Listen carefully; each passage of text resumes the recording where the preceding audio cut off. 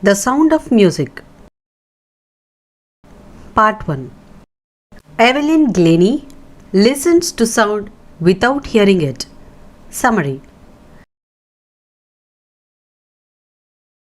Evelyn Glennie's impairment. Evelyn developed hearing impairment at around the age of 8 due to gradual nerve damage. Her parents discovered it when she was 11 years old. The doctor admired her to get a hearing aid fitted and that she be sent to a school for the deaf.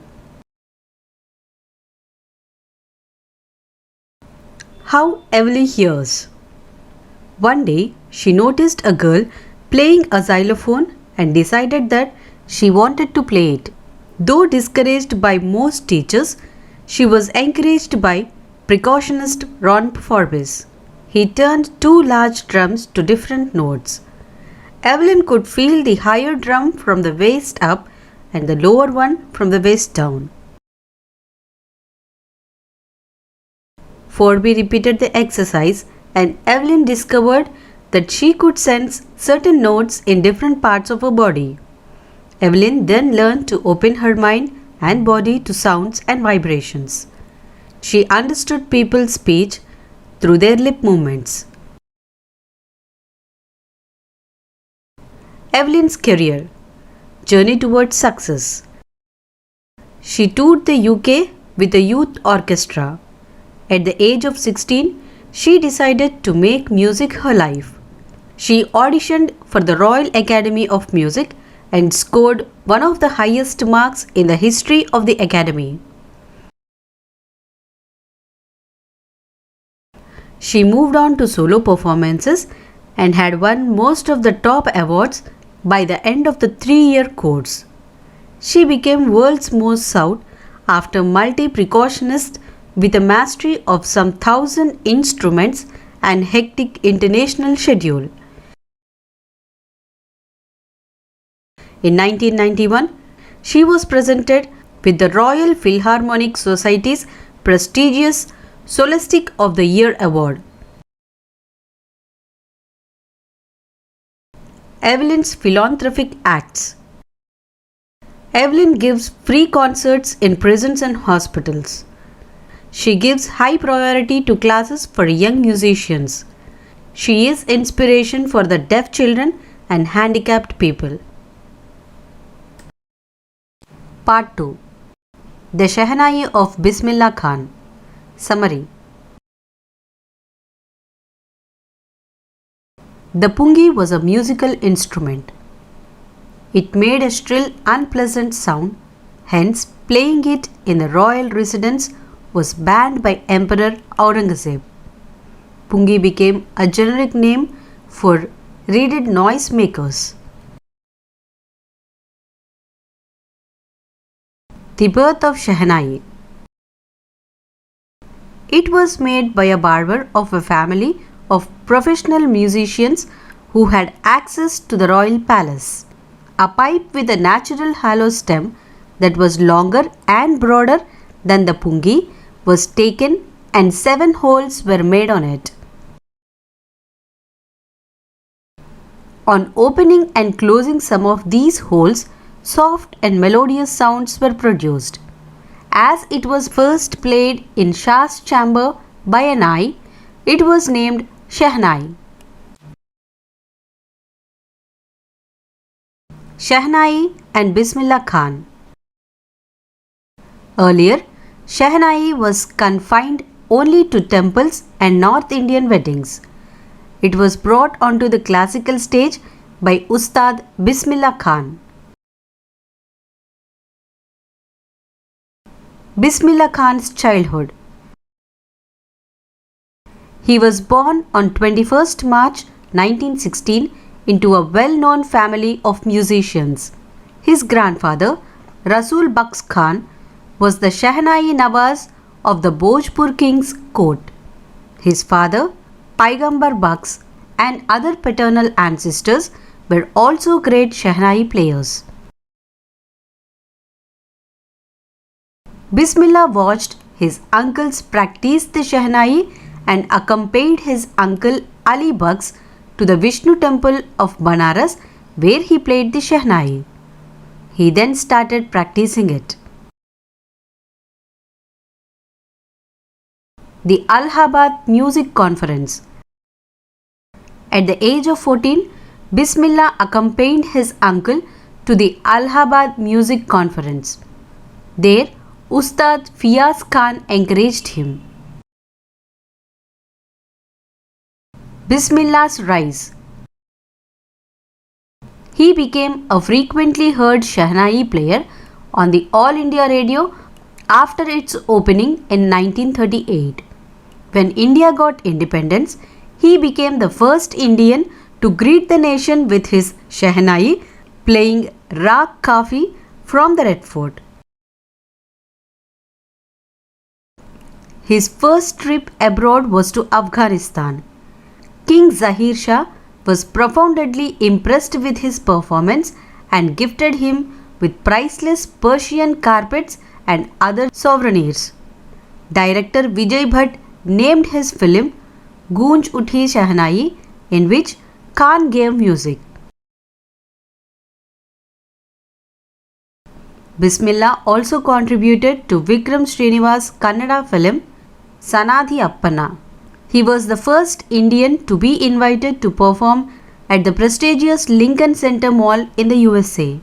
An audition in Tehran was named after him, Teher Mask Ustad Bismillah Khan. Honours and awards. He was conferred the Padma Shri, the Padma Bhushan and the Padma Vibhushan.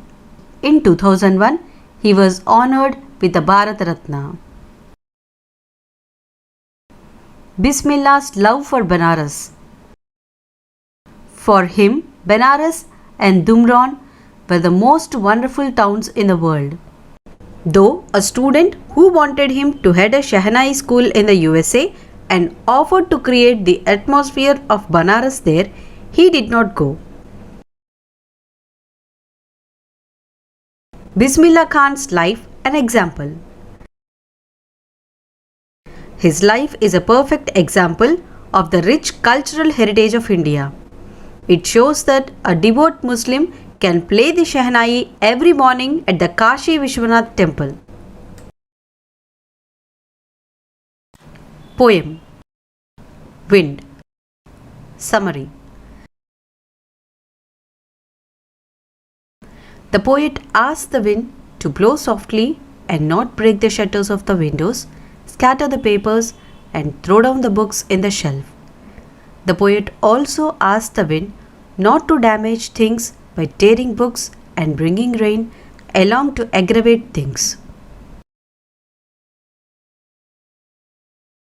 The poet rebukes the wind for showing its mighty on the wake and making fun of them by crumbling houses, doors, rafters, wood, bodies, lives, and shattering people by crushing their hearts with disappointment and the damage done. The poet says the wind god throws people and things apart and crushes them.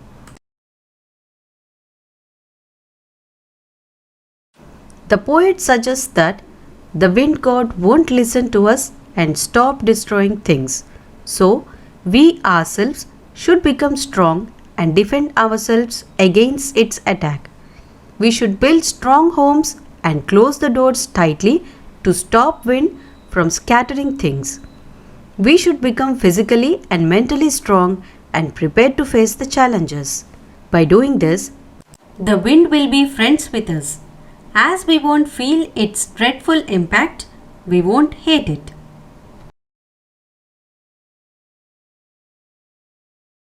The poet elaborates that only weak things are destroyed by the wind.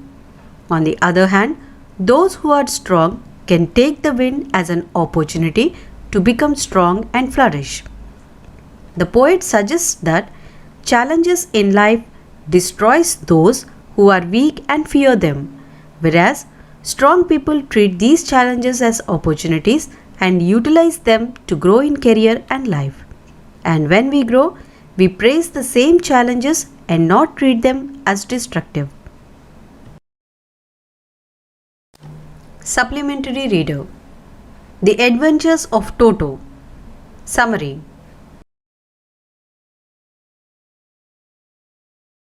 The Adventures of Toto was a story written by Ruskin Bond.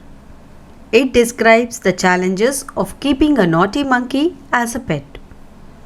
The narrator's grandfather brought a monkey for the sum of 5 rupees from a Tonga driver, intending to add it to his little private zoo.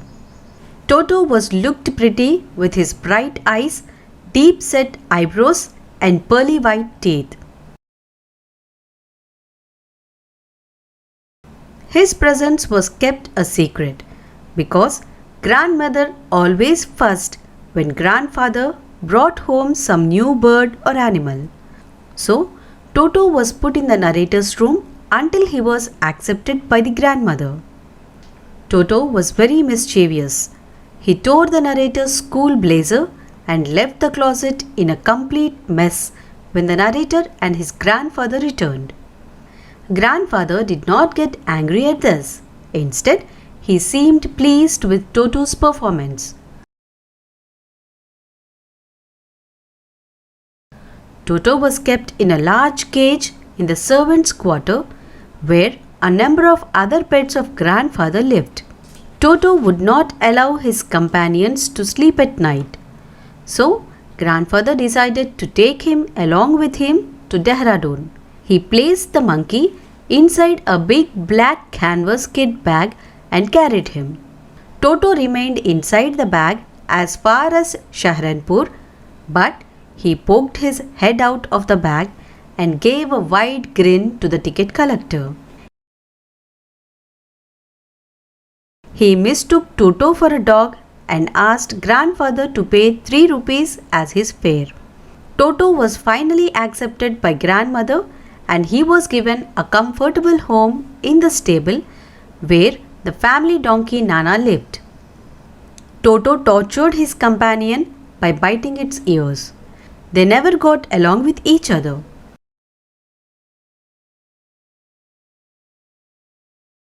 Toto loved warm baths given by grandmother during cold winter evenings.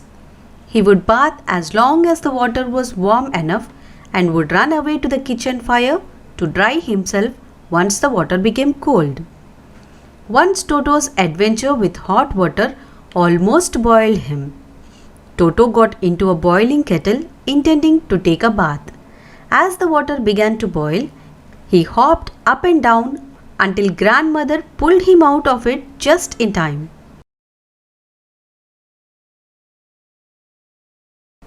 Toto never missed an opportunity to spoil things. Whenever the narrator's aunt approached him, he tore her dress. One day, Toto ruined the narrator's family's lunch by consuming a large dish of pulao and taking the dish along with him into the branches of a jackfruit tree. After eating through every grain of rice, Toto threw the dish on the ground, breaking it into pieces.